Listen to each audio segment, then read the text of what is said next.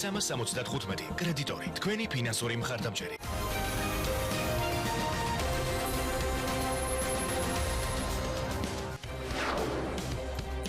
Ჩვენში ლეიბორისტული პარტიის თავმჯდომარე შალვა ნათელაშვილი ისევ ცოცხლები არიან ნათელაშვილები, კუკავები და ერთკაციანი პარტიები, რომლებსაც შეუძლიათ მოსახლეობა დააბნიონ. ეს დღევანდელი ციტატა ავტორი ბიძინა ივანიშვილი შალვა ნათელაშვილის ხაზზე. სამშვიდობისა ბატონო შალვა, პასუხი გექნებათ სავარაუდოდ. გამარჯობათ ნინო, გამარჯობათ. მინდა ვისარგებლო შემთხვევით და სულით და გულით მოგილოცოთ ამაღლების უბწყინვალესი დღესასწაული თქვენ ჩვენს ტელემაყურებლებს სრულიად საქართველოს დღეს ამაღლდა ქრისტე ზეცაში თავისი მოწაფეების თვალწინ და მას შემდეგ ჩვენზე ლოცულობს, ჩვენ ფარველობს, თავარია ჩვენ ხელი გავანძრიოთ. რა შეეხება ბამ ბატონის დღევანდელ განცხადებას, რომ თურმე ისევ ცოცხალია ნათელაშვილი. მან ძალიან კარგად იცის, რომ მისი პოლიტიკური მესაფლავე, მისი იდეოლოგიური მტერი, ამ სიტყვის კლასიკური გაგებით, კლასობრივი მოწინააღმდეგე არის სწორედაც ლეიბორისტული პარტია, რომელიც მოახდენს ხელისუფლებაში მოსვლის შემდეგ არა კოსმეტიკურ ცვლილებებს, არა ქონების გადანაწილებას ერთი მაფიოზური ჯგუფიდან მეორე მაფიოზურ ჯგუფზე და ხალხის დატოვებას ისევ პირდაღებულ გაოცებულ მდგომარეობაში, არამედ მოახდენს ძირეულ რეფორმას, სიმდიდრისა და ქონების თანაბრად გამფენას მთელი ჩვენი საზოგადოების ყველა ფენაზე, მოახდენს სოციალური დაცულობის ჯერ არ ნახულ უმაღლესი გარანტიების კანონიზაციას და მოახდენს აი იმ სწორი საშინაო და საგარეო პოლიტიკის გატარებას, სადაც მილიონრები, ბანკირები, მილიარდერები, ოლიგარქები, ივანიშვილები, ჭხატიშვილები, ხაზარაძეები, პაპაშვილები, ისინი რა ქვია, გურგენიძეები, ჭყონიები, ლეკიშვილები, ჩხაიძეები, კალაძეები ვერ იბოგინებენ.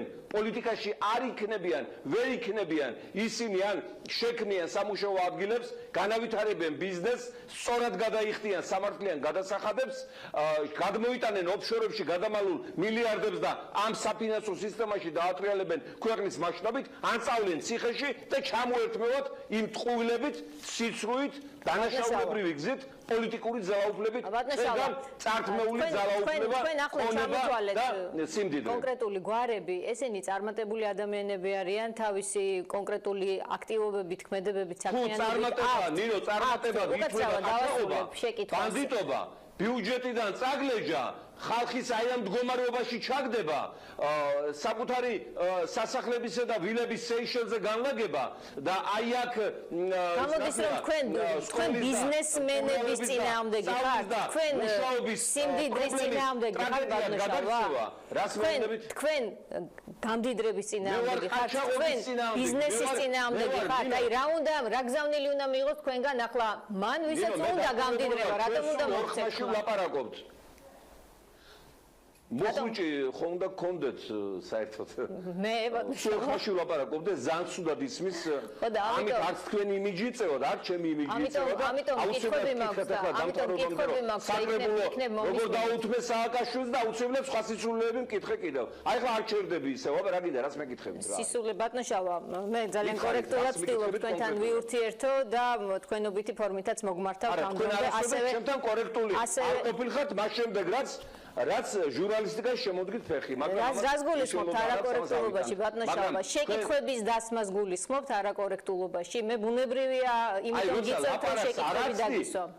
როცა ლაპარაკს არ აცდი, აი ლაპარაკს არ აცდი რესპონდენტს. დაგაცადეთ, მაგრამ თქვენ წერტილის დასმა ცოტა გიჭირხავენ ბატონო შალვა, ამიტომ ვცდილობ რომ იმ კალაპოტში მოგაქციოთ, რა კალაპოტშიც მე მსურს ამ ეთერის წარმართვა, რა კიღა მე ვარ ავტორი ამ ეთერის. თუ წამომყვებით კარგი ვერ მომაქცია თავის კალაპოტში. ვერ მომაქცია სააკაშვილმა და ივანიშვილმა და თქვენ როგორ უნდა მომაქციოთ თქვენ კალაპოტში? იცით როგორ, თქვენ ახლა ამ წუთში პარლამენტში არ ხართ, ამიტომ აუდიტორიამ ასე ჩათვალა საჭიროთ, ამ კალაპოტში ხართ ახლა, მე მაინტერესებს შეძლებთ თუ არა იმ კალაპოტში გადმონაცვლებას, რომელშიც გნებავთ პარლამენტში მაგალითად აქტიურ პოლიტიკაში და რეალურ პოლიტიკაში. ამიტომ გეკითხებით, რა გზავნილი იყო ეს გვარების ჩამონათვალი ამ წუთისთვის, თქვენთვის და აუდიტორიისთვის, რა უნდა გაიგოს აუდიტორიამ? თქვათ ადამიანმა ახალგაზრდამ, ვისაც უნდა რომ კონდეს ბიზნესი, ვისაც უნდა რომ გამდიდრდეს, მან რატომ უნდა მოგცეთ თქვენ ხმა, თქვენ ერჩით მდიდრებს?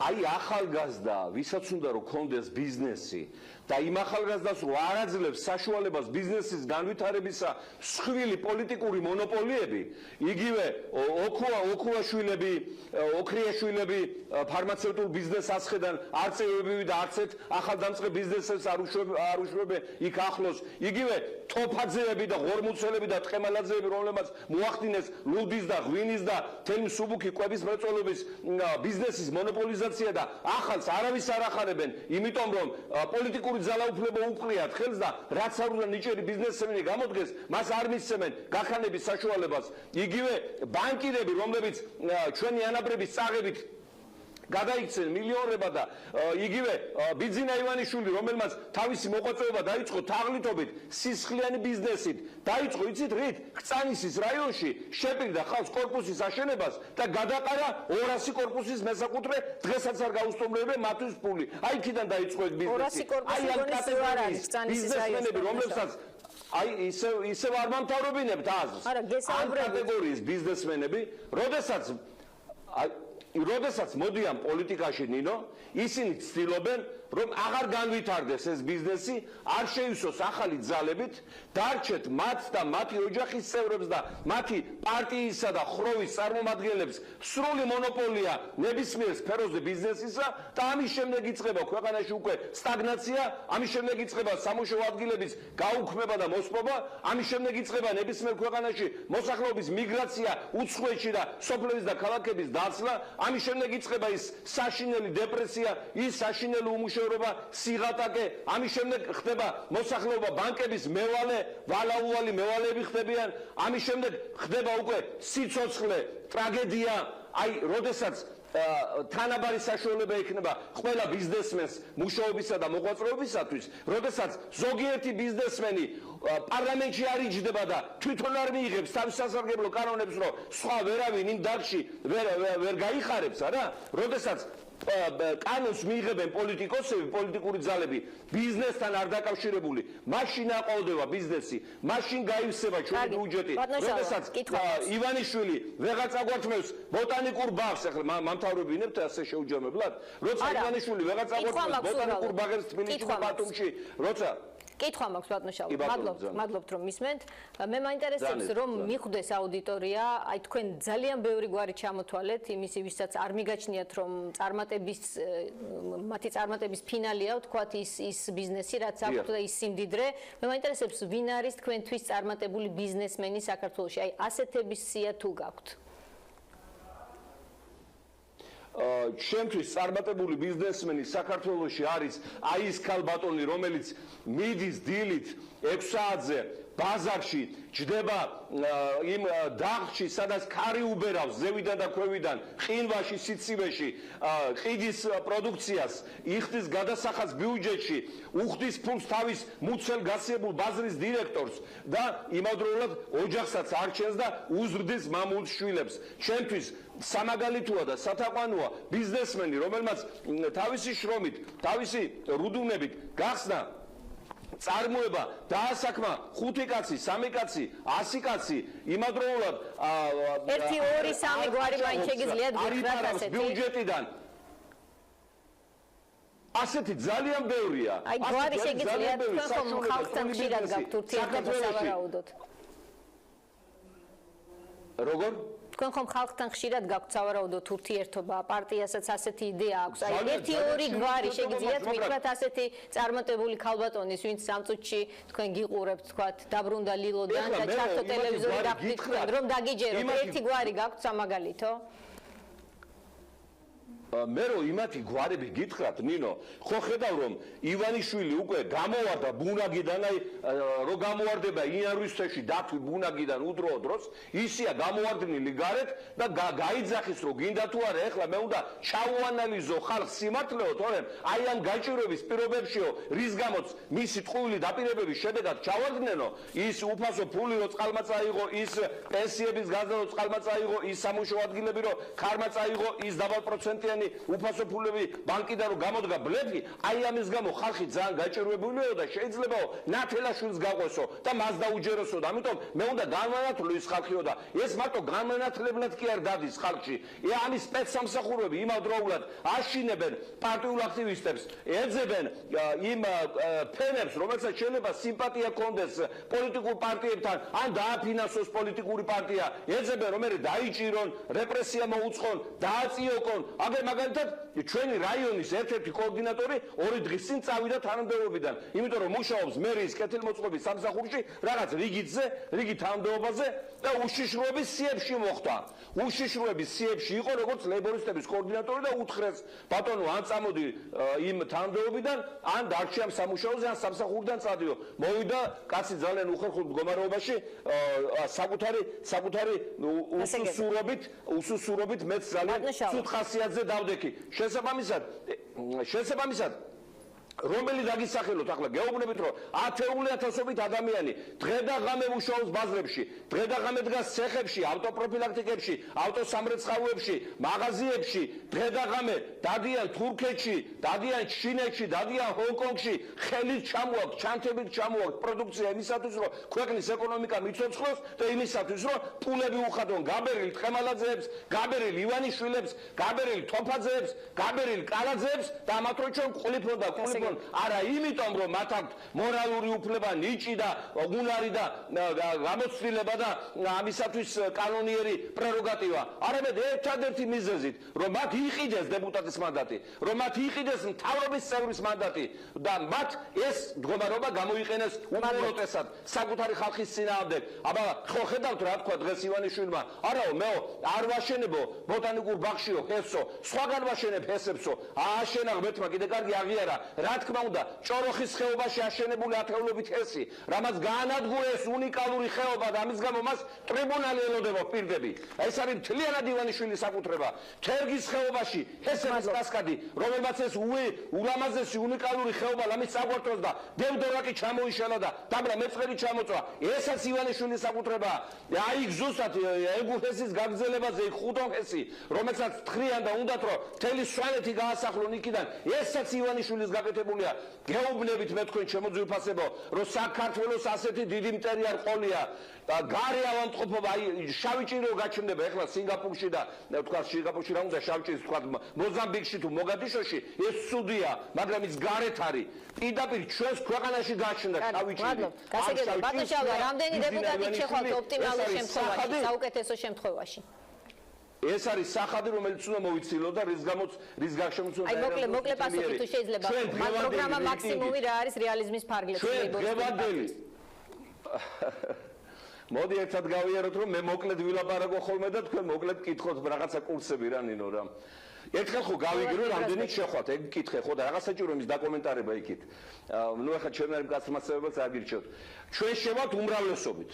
ჩვენ გვაქვს ისეთი რეიტინგი დღეს, როგორიც არა აქვს არც ოცნებას, არც ნაცებს, არც ერთ ყველა პარტიას ერთად აღებულს, იმიტომ რომ ჩვენ 20 წელია ვდგავართ, აი როგორც პოეტმა თქვა, იქ სადაც ქარიშხალია, საკუთარი სიცოცხლით, საკუთარი სულით, საკუთარი კარიერით, საკუთარი მომავლით, საკუთარი ოჯახებით, არ დაგვიხევია უკან, არ დავყაბულები ვართ, არ დაგვიჩოქებია, არ გავწქეფილვართ არავისთან, ვიდექი და ვდგავართ ხალხის სადარაჯოზე. ხალხი ამას ხვდება უკვე და შეუძლებელი ეხლა. და რამდენი ადამიანი შეგიყვანს პარლამენტში ხალხი, როგორ ფიქრობთ თქვენ? რა ბრძანეთ? რამდენი ადამიანი შეგიყვანთ ხალხი პარლამენტში, როგორ ფიქრობთ თქვენ? ხალხი პარლამენტში რას იზავს? რამდენი წარმომადგენლით მოგცემთ მანდატს თქვენ შალვა ნათელაშვილს? ადამიანები რომ მივლენ საარჩევნო უბანზე, რამდენი ადამიანი